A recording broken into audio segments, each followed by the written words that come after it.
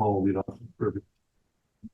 Stephen, with them right now, it doesn't look like they've named a starter for Saturday. How does that? What's that do to your preparation? I think it's just the normal preparation that we always do. We're always prepared for anything that may come our way, and obviously we're familiar with the Tigers and the bullpen strategies that they've deployed. So we'll be ready for kind of anything that gets thrown our way, and yeah, we prepare for everything. What's the anticipation been like this week? Does this feel like it's been the longest week ever, just trying to build up to what you guys have been working towards all season? Yeah, I think it's obviously it's been great for our guys. It's been great for them to get the rest, the preparation. We've been able to really go over some little things and get everybody excited. And it was kind of interesting the first 3 days not knowing who we're playing, so there was no direction, especially for me. It felt like the first few days of spring training where I don't know what to do with my hands. But then once we found out we were going to be playing Detroit, it was time to kind of bear down and start preparing. So the guys have put in a great week of work. They've worked really hard to make it as game like as possible. So we feel really good going into tomorrow. Stephen, how have you seen Tanner Bibee grow this season to give him the ball in game one?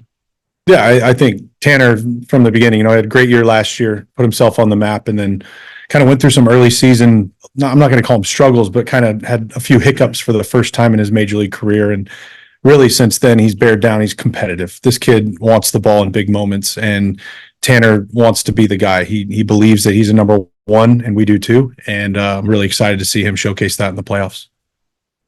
Stephen, you mentioned, how weird it is not knowing who you're playing. How quickly does that start? As soon as Detroit gets that last out, are we on the phone immediately starting those meetings, or do you take at least a couple hours to digest before you dive in?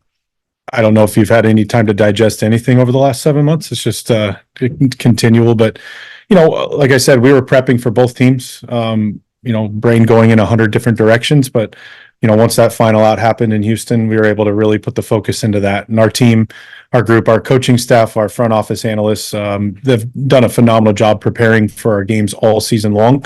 Our cadence doesn't change. Everything stays the same of how we've done it all year long. And we know the Tigers really well, and so this is going to be a really fun series to watch. Stephen, your predecessor, his name escapes me, is back in baseball. I just wanted to get your thoughts on Tito being hired by the Reds. I think it's great. Tito obviously is somebody I've looked up to. He's helped me tremendously this year, and to see him back in baseball, we want the best people working in baseball, and Tito's definitely one of them. Surefire Hall of Famer. The Ohio Cup's going to be a much bigger deal now. But I think I couldn't be more thrilled for Tito and for the Reds. They're getting a good one. Obviously, you all know that better than I do. But like I said, when the best people are in the game's a better place. So I'm really excited for Tito. Stephen, you mentioned, locking in after you found out it was going to be Detroit and the hard work and the preparation and everything that's going in. We just spent, a couple minutes in the clubhouse there, and it's as loose as we've seen it in a while. The guys are active and vocal and talking. Just how happy does that make you feel just to know that they're, working hard, but also, feeling good about themselves right now? That's who this group is. They've been the way all year. They hold themselves to that. It's have fun. We've treated every game like a playoff game. You heard Hedgie say it, you heard David say it, you hear the whole team say we've treated every game like a postseason game. That's how we've managed it. That's how we've coached it. It's one day at a time. And we just need to keep our same cadence and we'll go for it. And our guys are going to have fun. This is an opportunity. We talked about the hard part's over. Navigating 162 games and finishing, winning your division, the hard part's over. Now go have fun. Let's go compete. Let's go be who we are. And let's show the world who we are.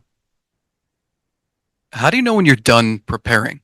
Like, will you say at 7 p.m. tonight, you're closing the textbook, or will you fall asleep at 3 a.m. watching video of Tyler Horton? Bolton.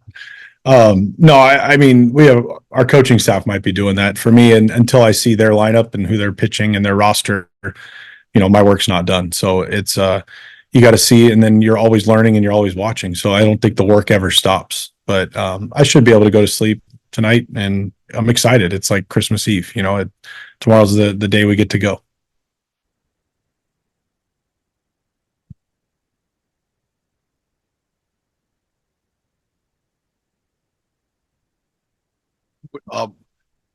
With the lineup, how when you don't know who's going to pitch against you, How many different lineups are going through your head right now? Quite a few. You know, obviously we're still finalizing roster stuff too. So we have a lot of decisions to make still. And but got 4 or 5 lineups written down, and we'll just read and react to what they do. How did Cobb come in feeling today after throwing yesterday? Yeah, he's feeling well. He feels really good. We were really happy with the way he threw the ball. So obviously, like I said, we have some decisions to make over the next, however long we have till 10 o'clock tomorrow. But it was good to see Alex coming in feeling good.